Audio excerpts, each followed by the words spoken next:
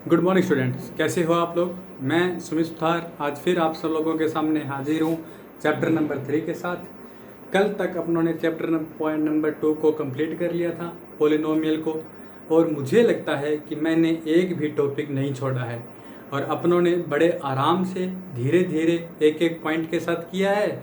जो बच्चे साथ कर रहे हैं वो तो इस चीज़ से वाकिफ़ हैं। जो बच्चे साथ नहीं कर रहे हैं उन्हें नहीं लगेगा कि अपने सारे टॉपिक क्लियर किए हैं कि नहीं किए। तो अपने चैप्टर नंबर 3 स्टार्ट कर रहे हैं। अब तक मैं आप लोगों को 2 चैप्टर करवा चुका हूँ, चैप्टर 1 और चैप्टर 2, और एक एक वर्ड का मीनिंग समझ समझ के किया है अपनों ने। अब चैप्टर नंबर 3 कर रहे हैं, इसका भी अपने एक एक वर्ड के मीनिंग समझेंगे, उसके साथ करेंगे। आप मेरे साथ बने रहिए, लेकिन एक बात को हमेशा याद रखना, practice makes a man perfect. एक प्रैक्टिस करने से ही कोई ना कोई व्यक्ति सफल होता है।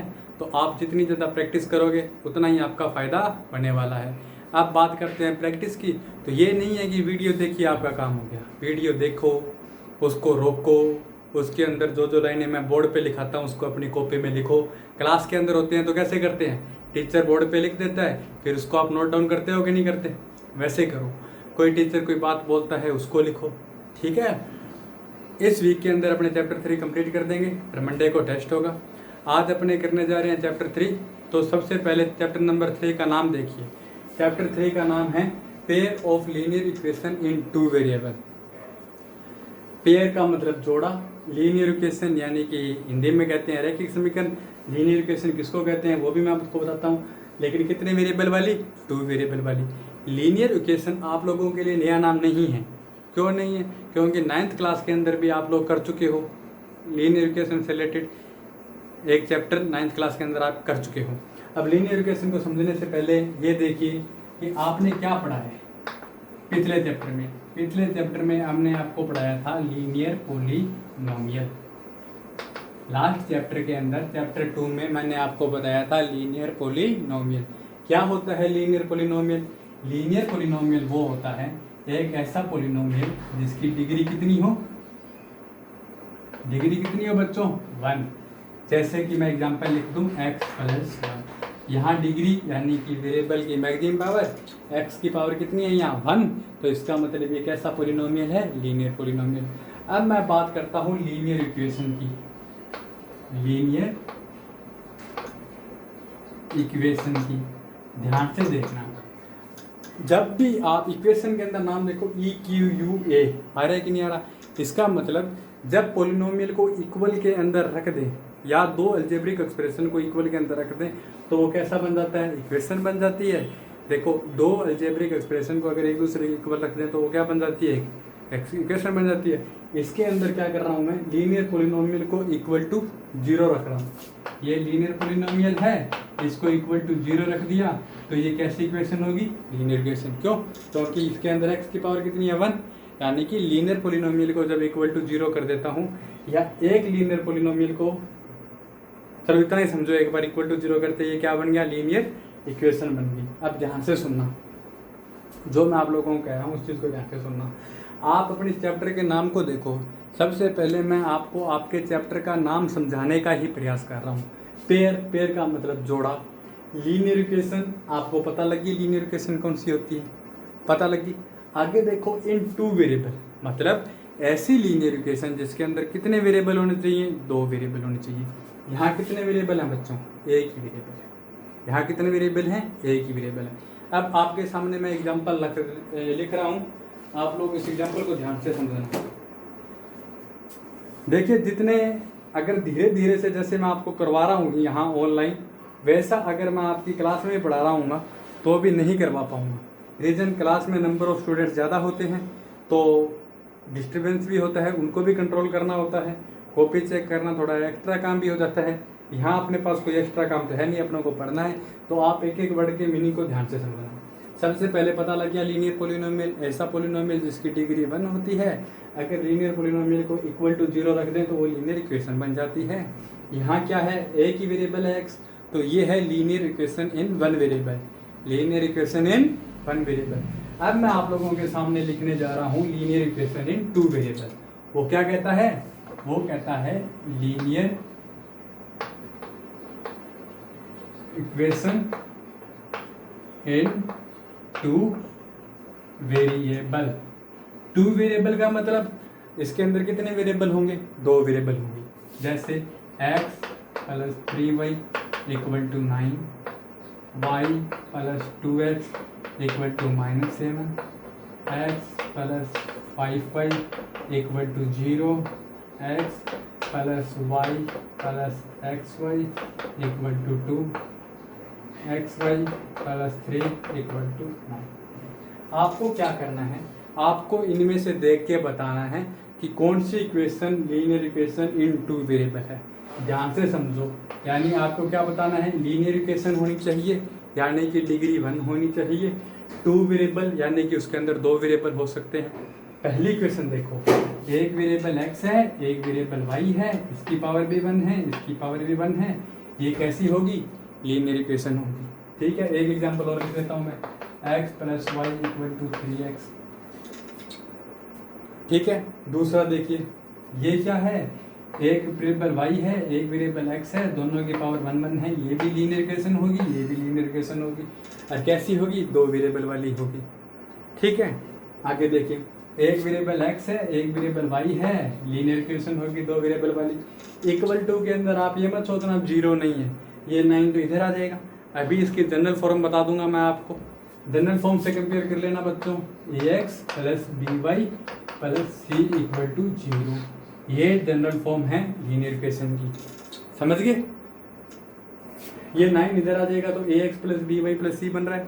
ये 7 इधर आ जाएगा तो ax प्लस by प्लस सी बन रहा है। ये यहाँ पे 0 है ही, तो यहाँ पे सी, ये मैं सोचना सी नहीं है, तो सी ना हो कोई फर्क नहीं पड़ता। क्यों नहीं फर्क पड़ता? क्योंकि सी की वैल्यू यहाँ क्या है? 0। यहाँ सी की वैल्यू क्या है? यहाँ सी की वैल्यू है 0। तो ये भी है। इसको देखो, पहले तो बताओ ये लीनियर इक्वेशन है क्या? ये लीनियर इक्वेशन नहीं है। लीनियर इक्वेशन यानी कि कौन सा? जिसके अंदर x की मैक्सिमम पावर क्या होनी चाहिए? 1। तो बच्चों यहाँ 1 है, यहाँ 1 है, यहाँ 1 और 1, पर ये दोनों मल्टीप्लाई में है ना, तो मल्टीप्लाई में है तो इनको टोटल मानी जाती है 2। क्या माना जाएगा? 2। तो ये लीनियर नहीं है, ये भी लीनियर नहीं है क्योंकि एक्स वाई मल्टीप्लाई में आ गया। यहाँ देखिए, यहाँ 3x है, यहाँ x है, 3x इधर ले आएंगे तो 2x बच जाएगा, तो ये भी है।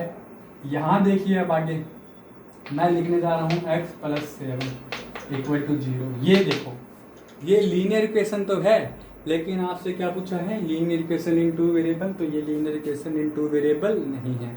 आपको समझ में आ गया linear equation in two variable का क्या मीनिंग है? Linear equation in two variable का बच्चों मीनिंग है कि एक ऐसी इक्वेशन जो लीनियर होनी चाहिए और उसके अंदर दो वेरिएबल होने चाहिए। और जनरल फॉर्म क्या होती है? ax plus by plus C equal to 0। लिख लो, इसको नोट कर लो भाई। चलो अब मैं आपको बताता हूँ लीनियर इक्वेशन में 9th में आपने क्या किया था। 9th में आपने ग्राफ से एक ग्राफ बनाया था, ग्राफिकल रिप्रेजेंट करके एक ग्राफ बनाया था। आपको जैसे ये बता देते थे, आपको एक लाइन दे दी, उस लाइन का आपने कोई एक ग्राफ बना दिया। जैसे मैं एक बार जनरली लिख देता हूँ ax plus by plus C equal to 0। याद रखना, आपको एक बात बताता हूँ छोटी सी, नाम क्या है? Linear equation. नाम क्या है? Linear equation. लीनियर के अंदर क्या आ रहा है? ये LINE, LINE आ रहा है कि नहीं आ रहा? लाइन। यानी कि लीनियर इक्वेशन से अगर आप ग्राफ बनाओगे तो हमेशा एक लाइन बनेगी। लाइन कैसी बनेगी? स्ट्रेट लाइन बनेगी। ठीक है, लाइन क्या होती है? एक स्ट्रेट लाइन तो पता ही आपको क्या होती है? ऐसी जिसका ना तो कोई एंडिंग पॉइंट होता है, ना कोई स्टार्टिंग पॉइंट होता है, इनफाइनाइट तक जाती है, उसको क्या कह देते हैं? लाइन कह देते हैं। 3 पढ़े थे नहीं कि पढ़े थे? एक तो लाइन था, एक रे था, एक लाइन सेगमेंट था। लाइन सेगमेंट जिसका एंडिंग स्टार्टिंग पॉइंट नहीं होता, ये तो बहुत पहले 6th क्लास के, छोड़ो इसको। ये आपने 9th में ऐसे किया था। फिर आप क्या करते थे? जैसे मैंने आपको एक लाइन दे दी x plus Y equal to 0, जैसे मैंने आपको एक लाइन दे दी, तो आप क्या करते थे? आप x की वैल्यू रखते थे 1, तो y की वैल्यू निकल गई -1। x की वैल्यू रखते थे 2, तो y की वैल्यू निकल जाएगी -2। x की वैल्यू रखते थे 3, तो y की वैल्यू निकल गई -3। फिर आपने एक पॉइंट बनाया, ये 1 है, ये -1 है। देखो 1 -1, तो ये रहा। 2 -2, तो ये रहा। एक लाइन बनाने के लिए कितने पॉइंट चाहिए? 2 ही पॉइंट चाहिए। मैंने तो यहाँ 3 ऐसे निकाल दिए, पर कोई भी 2 पॉइंट होंगे ना तो उससे लाइन बन जाएगी। ये मैं शॉर्ट में इसलिए बता रहा हूँ क्योंकि क्लास 9th के अंदर आप ये कर चुके हो। ये कौन सी लाइन आ गई बच्चों? ये लाइन आ गई x + y = 0। इसको भूल जाओ जनरल को। अब अपने एग्जाम्पल ले लिया ना, इसको छोड़ दो एक बार। देखो इसके अंदर देखो x = 1 रखा तो 1 + y = 0, 1 इधर आएगा तो -1 हो जाएगा, तो y की वैल्यू -1। इसका मतलब क्या हुआ? 1 और -1 इसका सॉल्यूशन है, इसका सॉल्यूशन है। कौन सा है? 1 - 1। और कितने सॉल्यूशन होते हैं भाई? कितने पॉइंट होते हैं एक लाइन के ऊपर, ये बताओ। इनफाइनाइट पॉइंट होते हैं कि नहीं होते? ये देखो ये भी पॉइंट है, ये है, ये है, ये है, ये है, ये है, ये है, ये है, ये है, ये है। ऐसे करके एक लाइन पर कितने पॉइंट हो सकते हैं? इनफाइनाइट हो सकते हैं। तो इसके सॉल्यूशन कितने हो सकते हैं? इनफाइनाइट सॉल्यूशन हो सकते हैं। जैसे इसी लाइन के देखोगे तो 1 - 1, 2 - 2, 3 - 3, 4 - 4, 5 - 5। ठीक है, सॉरी 1 - 1 वाला पॉइंट ये है बच्चों। पहला x का लिया जाता है ना, दूसरा देखो -1 1, -2 2। ये तो -1 1 है, -2 2 है। ठीक है, समझ गए?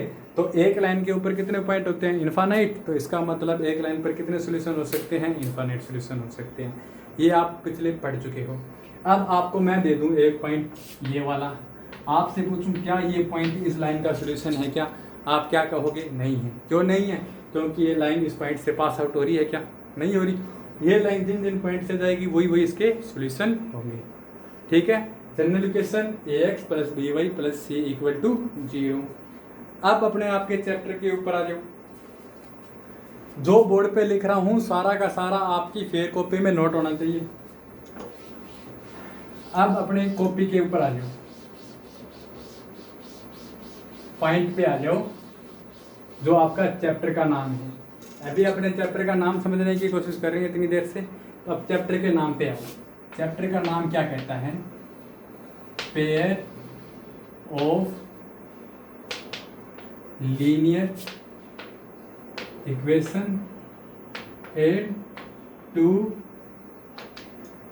वेरिएबल। कहता है लीनियर इक्वेशन क्या नहीं हो सकते, सॉरी क्या कहता है? Pair of linear equation in 2 variable, यानी कि लीनियर इक्वेशन चाहिए 2 वेरिएबल वाली। और कितनी चाहिए? पेयर का मतलब होता है जोड़ा, यानी कि 2 इक्वेशन 2 वेरिएबल वाली। तो अपने फर्स्ट ले लेते हैं, मैं L1 से लिख रहा हूँ, सेकंड को L2 से लिख रहा हूँ। L1 ले ली मैंने, a1x + b1y + c1 = 0। सेकंड ले ली a2x + b2y + c2 = 0। चलो जहाँ आपने जनरल इक्वेशन लिखी है ना वहाँ आप एक ही जोड़ लिखो, पूरा लिखो, पूरा समझा देता हूँ मैं। चलो 9th में था, एक बार आपका रिवाइज हो जाएगा, पूरा समझा देता हूँ। ये लिखो general equation of A line in 2 variable क्या होती है? ax + by + c = 0, here a not equal to 0, b not equal to 0 and a square + b square not equal to 0। ये कंडीशन होती है भाई जनरल इक्वेशन की पूरी। अभी पहले मैंने आपको सिर्फ ये स्टेटमेंट बताया था ना, अब मैं आपको पूरा बता रहा हूँ। a भी 0 नहीं होना चाहिए, b भी 0 नहीं होना चाहिए, a² + b² का सम भी 0 नहीं होना चाहिए। इसका मीनिंग क्या हुआ? इसका मीनिंग ये हुआ कि अगर a 0 हो जाता है, a क्या हो जाता है? 0, तो x तो गया ना, क्योंकि 0 का x से मल्टीप्लाई हो जाएगा, x गया। फिर क्या रह जाएगा? ये by + c। एक वेरिएबल की इक्वेशन रह जाएगी। मुझे क्या चाहिए? 2 वेरिएबल की इक्वेशन। तो 2 वेरिएबल की इक्वेशन होने के लिए सबसे ज़रूरी कंडीशन क्या है? a और b भी 0 नहीं होना चाहिए। क्यों नहीं होना चाहिए? a की जगह 0 लिखो बच्चों, 0 का x से मल्टीप्लाई किया 0, एक वेरिएबल की बन गई। b की जगह 0 लिखो, तो ये 0 × y 0, फिर एक वेरिएबल की बन गई। तो a 0 नहीं ले सकते, b 0 नहीं ले सकते। आगे देखिए अगली कंडीशन, a² + b² को भी 0 नहीं ले सकते। ये कंडीशन क्या कहती है? ये कंडीशन कहती है कि देखो a का स्क्वायर b का स्क्वायर, किसी भी नंबर का स्क्वायर क्या होता है? एक पॉजिटिव नंबर ही तो होता है। तो यानी 2 पॉजिटिव का ऐड करोगे तो क्या आएगा? प्लस में कुछ ना कुछ आएगा, जीरो तो हो ही नहीं सकता। जीरो तो कब होता है, जब दो नंबर को ऐड करने पर नेगेटिव आता है। ये देखो, प्लस के नंबर की स्क्वायर की, प्लस के नंबर की स्क्वायर की, ये भी प्लस का आ गया, ये भी प्लस का आ गया, तो यहाँ कुछ ना कुछ आएगा, जीरो नहीं आ सकता।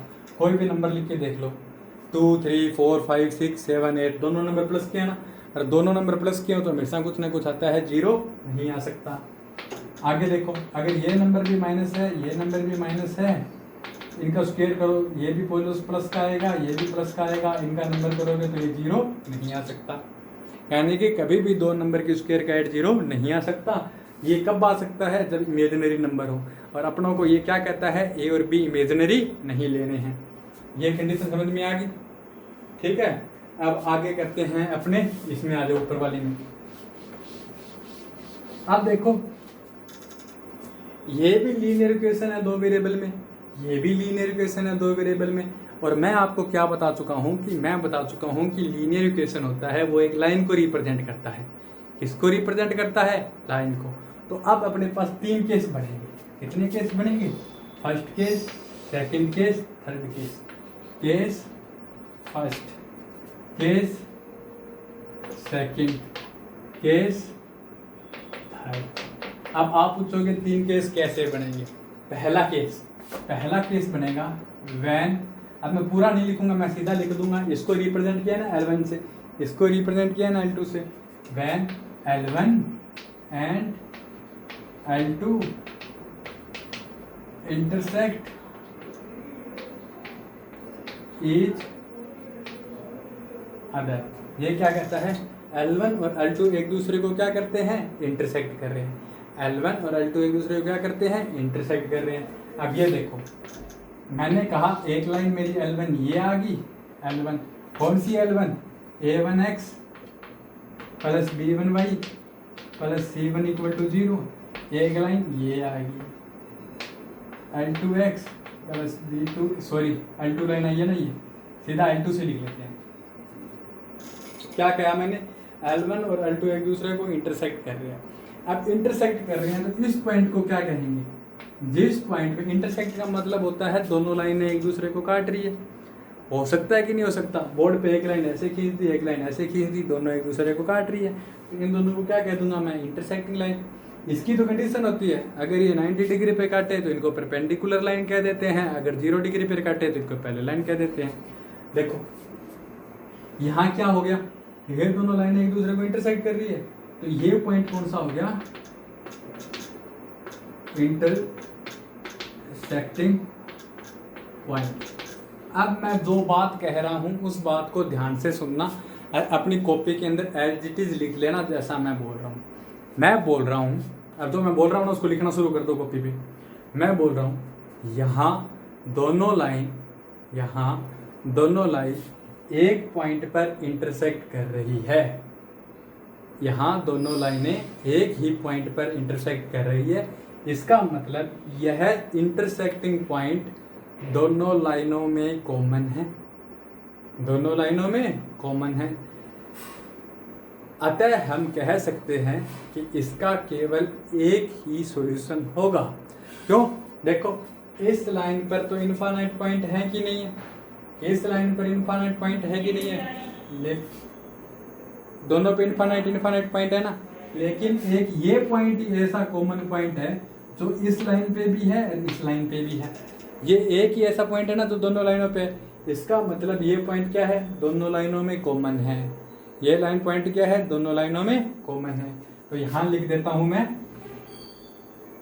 यहाँ लिख देता हूँ कॉमन पॉइंट। कितने कॉमन पॉइंट है दोनों में, एक है ना, तो इसका मतलब इसके सॉल्यूशन कैसे होंगे, यूनिक सॉल्यूशन।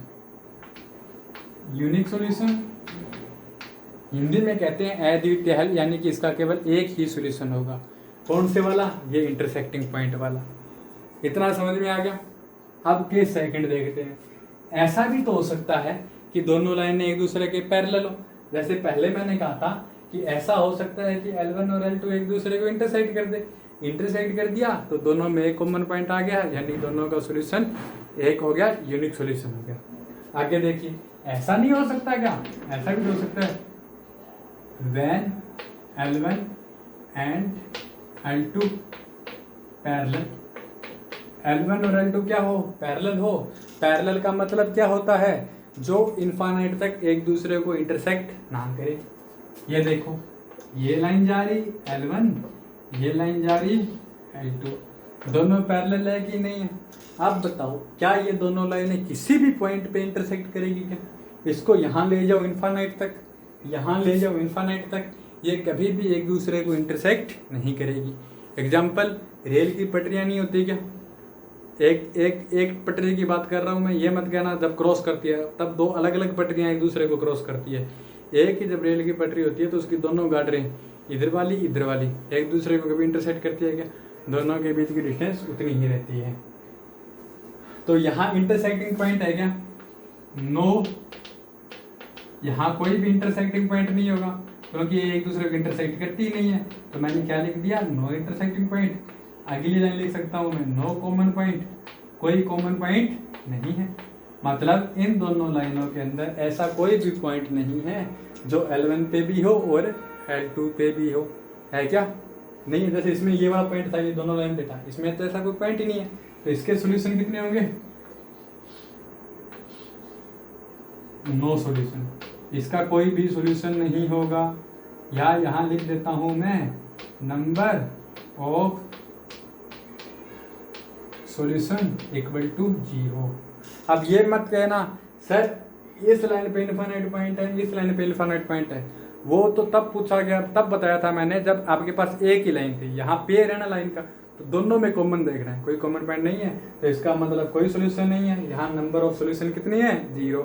यहाँ कितने थे? यूनिक सोल्यूशन का मतलब नंबर ऑफ सोल्यूशन कितना है? यहाँ 1। कितना सोल्यूशन है? 1।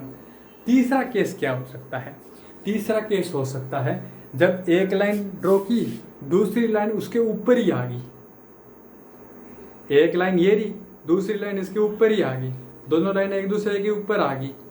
तीसरा केस ये हो सकता है, यानी कि when L1 and L2 are coincident each other. क्या केस हो गया? When L1 and L2 are, spelling लिख लेना, को इंसिडेंट टू ईच अदर। को इंसिडेंट का क्या मीनिंग होता है बच्चों? को इंसिडेंट का मीनिंग होता है संपत्ति। संपत्ति का समझ में नहीं आएगा, लेकिन फिर भी आपको मैं बता देता हूं। इसका मतलब है कि ये L1 लाइन है। कौन सी लाइन है? L1। और L2 लाइन अगर मैं ड्रॉ करूंगा ग्राफ पे तो यही L2 लाइन आ गई।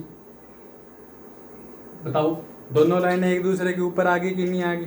अब आप कहोगे लाइनें ऊपर कैसे आ गई, तो मैं आपको एक एग्जांपल लिख के दे देता हूँ। x + y + 1 = 0, 2x + 2y + 2 = 0। एक लाइन L1 ये रही, L2 ये रही। ये दोनों लाइनें बना के देखना घर पे। x + y + 1 = 0, 2x + 2y + 2 = 0। दोनों लाइनें बना के देखना। ये L1 बना लेना, ये L2 बना लेना, दोनों लाइन एक दूसरे के ऊपर ही आएगी। समझे कि नहीं समझे? ठीक है। अब यहाँ देखो, ये वाला पॉइंट भी दोनों लाइन में कॉमन है, ये वाला भी दोनों में कॉमन है, ये भी कॉमन है, ये भी कॉमन है, ये भी कॉमन है, ये भी कॉमन है, ये भी कॉमन है, ये भी कॉमन है, ये भी कॉमन है, ये भी कॉमन है, ये भी कॉमन है। ये वाला कॉमन कैसे है? क्योंकि ऊपर वाली लाइन भी तो इनफाइनाइट तक जाएगी। तो इसका मतलब इसके ऊपर कितने पॉइंट कॉमन है? काउंट मत करना, इनफाइनाइट तक कॉमन है, क्योंकि दोनों लाइनें इनफाइनाइट तक जाएगी। अपनों ने एरो का निशान लगाया है ना, ठीक है? तो यहाँ लिखेंगे इनफिनाइट कॉमन पॉइंट। कितने कॉमन पॉइंट हैं? इनफिनाइट कॉमन पॉइंट है। तो इसके सॉल्यूशन कितने हैं? सॉल्यूशन कितने हैं इसके? Infinite solution. ठीक है। आज के लिए थोड़ा और बता दें इसके अंदर। देखो, आपको क्या है, आप दो तरीके से करोगे इन क्वेश्चनों को। पहला तरीका ग्राफ बनाओगे। पहला तरीका क्या होता है? ग्राफिकल तरीके के अंदर क्या होता है, आप दोनों लाइनों के ग्राफ बनाओगे, फिर आप ग्राफ को देखोगे कि ये दोनों ग्राफ एक दूसरे को इंटरसेक्ट कर रहे हैं या नहीं कर रहे। अगर इंटरसेक्ट कर रहे हैं तो क्या हो जाएगा? एक सॉल्यूशन। अगर नहीं कर रहे तो इनफाइनाइट सॉल्यूशन। अगर एक दूसरे के ऊपर कोइंसिडेंट है तो इनफाइनाइट, अगर नहीं कर रहे तो 0 सॉल्यूशन। ये तो आप इसको ग्राफ से कर सकते हो। इसको करने का एक तरीका होता है अलजेब्रा, अलजेब्रिकली मेथड, ठीक है, जिसके अंदर अपनों को ग्राफ बना के देखने की ज़रूरत नहीं है। उसके अंदर अपने क्या देखेंगे, A1 A2 B1 B2 C1 C2। इसकी कंडीशन क्या होती है, इसकी कंडीशन होती है A1 upon A2 not equal to B1 upon B2। इसकी कंडीशन क्या होती है, चलो इनकी कंडीशन लिखूं, इतना नोट कर लो। अब इनकी कंडीशन भी लिख देता हूं, ये अपने आगे वाली एक्सरसाइज में काम आएगा, मतलब 3.1 में काम नहीं आएगा। 3.1 एक्सरसाइज आप खुद कर सकते हो। ये सारी की सारी एक्सरसाइज क्लास 9th पे बेस पे है, तो कल मैं 3.1 नहीं कराऊंगा, लेकिन आप खुद करने की कोशिश करना। इसकी कंडीशन लिख रहा हूँ मैं, ऊपर से साफ कर देता हूँ, इसी के ऊपर लिख देता हूँ, आपको नीचे लिखनी है।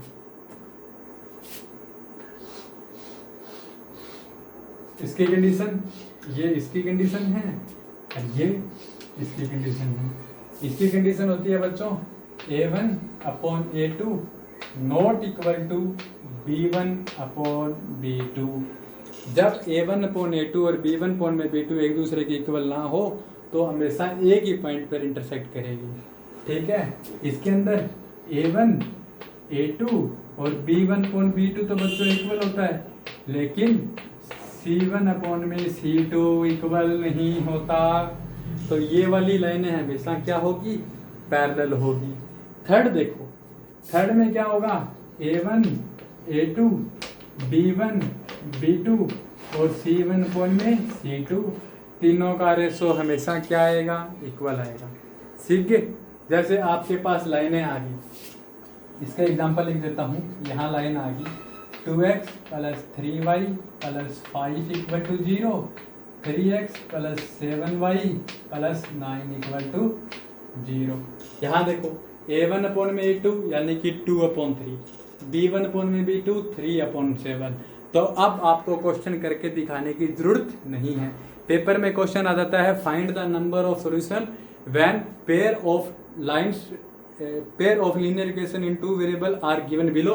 तो आप दोनों का ग्राफ बनाओगे, सॉल्व करोगे, बाद में पता लगेगा भाई क्वेश्चन तो एक ही नंबर का था, तो अपनों को इतना करने की जरूरत नहीं होती, अपने डायरेक्ट बता सकते हैं। या आप जब बड़ी लेवल में हो जाओगे या कंपटीशन की तैयारी करोगे तो उसके अंदर ग्राफ बना के थोड़ी देखोगे, ठीक है। 1 घंटे के अंदर 100-150 क्वेश्चन हल करने होंगे, तो ग्राफ बनाओगे तो ये अकेला क्वेश्चन 5-7 मिनट खा जाएगा, और आपको 1 मिनट में क्वेश्चन करने होते हैं 2-3, तो आप सीधा देख लोगे 2/3 है, 3/7 है, A1 अपॉन में A2 B1 अपॉन में B2 के इक्वल नहीं है, तो लीनियर इक्वेशन होगा, इसका एक ही सोल्यूशन होगा, एक ही कॉमन पॉइंट होगा, तो एक ही इसका सोल्यूशन होगा। इसमें देख लो, इसमें होगा 2x plus 3y plus 5, 2x plus 3y plus 7 equal to 0।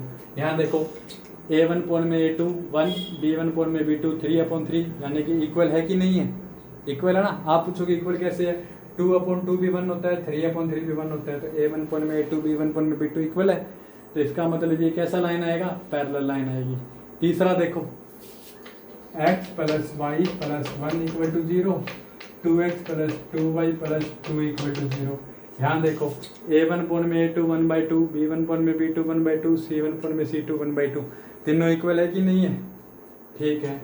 इसको चलो ऐसे नहीं समझ में आ रहा पूरा सोल्व करके, तो आप इसका एक एग्जांपल ये भी लिख सकते हो, ये एग्जांपल भी लिख सकते हो इसका 2 3। अब तो पता लग रहा है ना 2/3। पहले वाला एग्जांपल भी सही था, ये एग्जांपल भी सही है।